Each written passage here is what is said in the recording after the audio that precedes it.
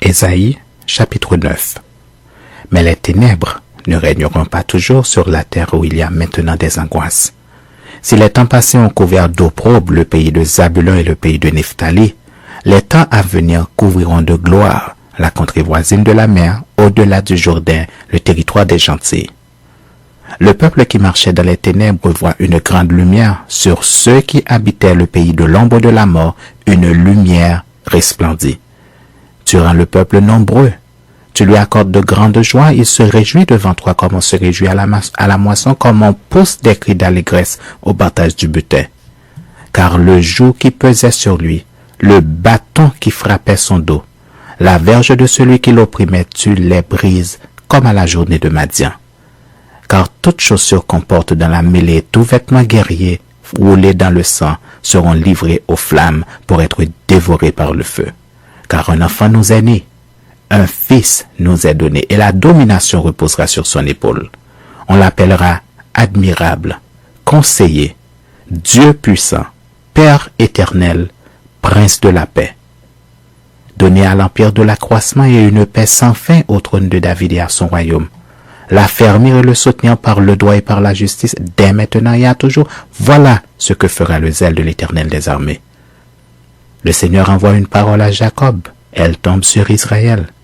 Tout le peuple en aura connaissance. Éphraïm et les habitants de Samarie qui disent avec orgueil et fierté, des briques sont tombées, nous bâtirons en pierre de taille. Des sycomores ont été coupés, nous les remplacerons par des cèdres. L'Éternel élèvera contre eux les ennemis de Ritzin, et il armera leurs ennemis, les Syriens à l'Orient, les Philistins à l'Occident, et ils dévoreront Israël à pleine bouche. Malgré tout cela, sa colère ne s'apaise point, et sa main est encore étendue. Le peuple ne revient pas à celui qui le frappe, et il ne cherche pas l'Éternel des armées. Aussi l'Éternel arrachera d'Israël la tête et la queue, la branche de palmier et le roseau en un seul jour. L'ancien et le magistrat, c'est la tête, et le prophète qui enseigne le mensonge, c'est la queue. Ceux qui conduisent ce peuple l'égarent, et ceux qui se laissent conduire se perdent. C'est pourquoi le Seigneur ne saurait se réjouir de leurs jeunes hommes, ni avoir pitié de leurs orphelins et de leurs veuves, car tous sont des impies et des méchants, et toutes les bouches profèrent des infamies. Malgré tout cela, sa colère ne s'apaise point, et sa main est encore étendue. Car la méchanceté consume comme un feu qui dévore ronces et épines.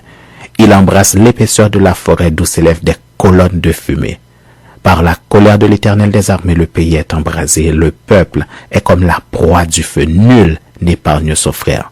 On pille à droite et l'on a faim. On dévore à gauche et l'on n'est pas rassasié. Chacun dévore la chair de son bras. Manassé dévore Éphraïm, Éphraïm Manassé, et ensemble ils fondent sur Juda. Malgré tout cela, sa colère ne s'apaise point et sa main est encore étendue.